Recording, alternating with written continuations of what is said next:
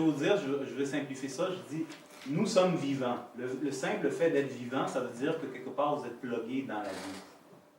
Quand votre corps, entre guillemets, meurt, le corps est plus plugué au courant. C'est comme une ampoule qui brûle. L'électricité continue. Sauf que quand tu la plugues puis la résistance est là, ça crée une petite lumière. Quand la petite résistance elle brûle, plus de lumière. L'électricité est toujours disponible. Le corps, c'est un conducteur d'énergie. C'est sa fonction. Le système nerveux, c'est une batterie, mais la batterie reçoit l'énergie et la contient. Ça, c'est le pôle positif de ma batterie. Ça, c'est le pôle négatif de ma batterie. Il y a un courant qui passe, qui contient une certaine quantité d'énergie et la met en mouvement. Ça, c'est le système nerveux. Malheureusement, dans le monde dans lequel on habite, ça, c'est devenu mystique. Il n'y a absolument rien de mystique là-dedans. C'est aussi pas mystique qu'un poisson dans l'eau. Lorsqu'on enlève l'élément de vie de l'étude de la vie, on se retrouve à être confus en titi. N'est-ce pas? Donc, lorsque on étudie les concepts moléculaires, c'est une analyse de la matière. Mais qu'est-ce qui fait bouger la matière? On n'en parle pas. Qu'est-ce qui fait que ça bouge? C'est fait d'atomes. C'est cool. Je suis content pour toi que tu as découvert qu'il y a des atomes, qu'il y a des électrons, puis ça fait toutes des affaires extraordinaires. Moi, je n'ai pas trop avec ça. Qu'est-ce qui anime ça?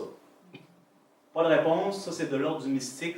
On ne le sait pas, on ne va pas le savoir, ça ne nous intéresse pas. On va aller un peu plus cru. On va découvrir qu'un électron est fabriqué de quelque chose d'encore plus petit, et ainsi de suite. Ouais, mais pas trop. Qu'est-ce qui bouge, ça?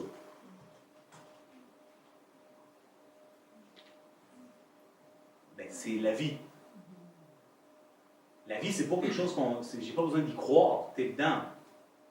Elle passe à travers toi, elle est partout, tu la vois à chaque instant. Quand tu vois une mère qui donne une naissance à un enfant, ben, c'est de la vie.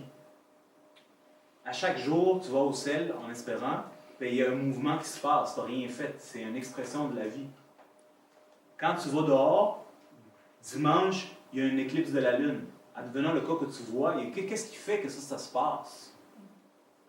C'est pas la molécule, on s'entend. C'est quelque chose d'autre qui est beaucoup plus grand, beaucoup plus vaste. On est dedans. Il y a quelques semaines, là, on allait jouer au parc, là-bas, au parc Jeanne-Mance, on avait des meetings d'affaires. Là, aujourd'hui, je ne voudrais pas aller là, m'asseoir sur le gazon qui est tout plein de neige. À la place de jouer au hockey. Qu'est-ce que c'est, ça? Ça, c'est la vie. Donc, comment est-ce que quelque chose qui est tellement évident est devenu quelque chose qu'on ne veut pas aborder et qui est de l'ordre de l'incompréhensible? Et comment est-ce que vous pouvez accéder à la santé si vous ne voulez pas prendre en considération la source de vie qui fait que vous êtes vivant?